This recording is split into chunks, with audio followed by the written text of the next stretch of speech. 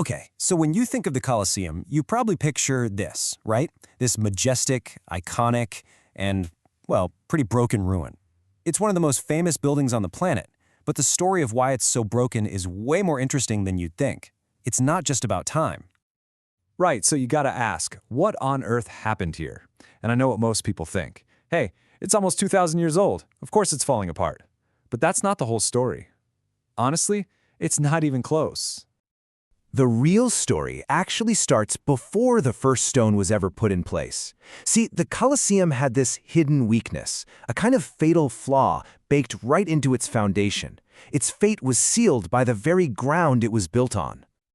All right, so let's dive into our first section, the perfect ruin. And this isn't just a story about some old building. It's a story about incredible architecture going head-to-head with the unstoppable power of the Earth itself.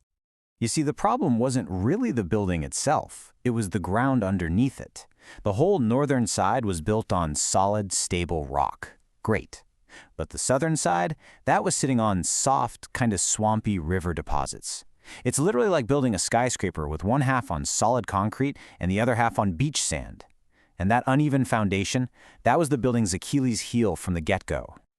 And boy, did that weakness get exploited, over and over again. For centuries, a series of huge earthquakes rocked Rome, and they didn't just hit anywhere. It's like they zeroed in on the Colosseum's soft southern side. In 442, a big one caused the first serious damage. Then, in 801, another quake took out chunks of the southeast. But the real knockout punch, that came in 1349. A monster earthquake hit, and the entire southern outer wall just collapsed, creating that famous shape we all recognize today. And this just shows you the result so perfectly. On the left, you've got a model of how it looked originally, totally symmetrical, a perfect oval. And on the right, that's the shattered reality after centuries of geology hammering away at its weakest point. This wasn't just old age, you guys. This was a targeted attack by Mother Nature. Okay, so we know why it fell apart. But now, let's hit rewind. Why was this incredible, yet, flawed masterpiece even built in the first place? Because this building wasn't just about entertainment. It was a masterclass in political engineering. To really get the politics, you first have to wrap your head around the sheer scale of this thing. Just take the outer wall. It needed 100,000 cubic meters of travertine stone. All of it had to be quarried and hauled from miles away. Just incredible. And that's just the outside. You move inside, and for all the arches and internal structures, Roman builders used over 1 million locally made bricks.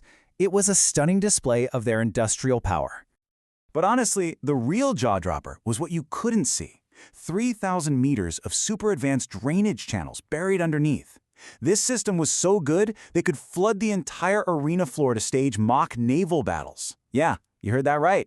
Naval battles, indoors. This was a total power move, showing everyone they had complete mastery over their environment. So, why go to all this trouble? What was the point?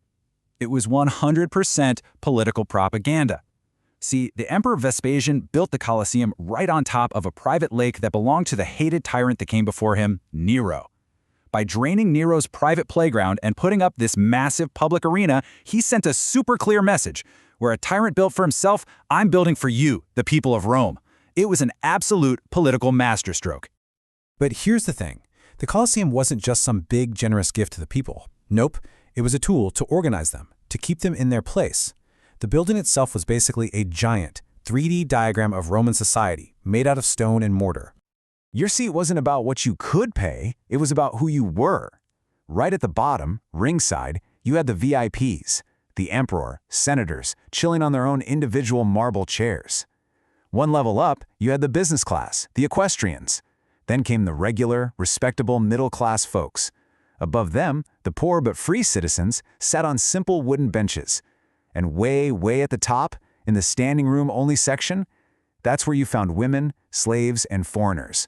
The architecture itself reinforced your social status at every single event. And you better believe this whole system was crazy sophisticated. You didn't just wander in and grab a seat. You were given something called a tessera, a little token made of clay or bone. Think of it like the world's first ticket master stub. It told you exactly which of the 76 entrances to use, which staircase to climb, what section to go to, and what row to sit in. There was zero chance you'd accidentally end up in the wrong social circle. And the rules? Oh, they were brutally strict, and they were enforced by law. Women, for the most part, were banished to the cheap seats up top. Your clothes were your social uniform, and you couldn't hide it. In fact, they banned dark cloaks for that very reason. And if you tried to sneak into a better section, bad idea. You could get publicly flogged or just thrown out on the spot.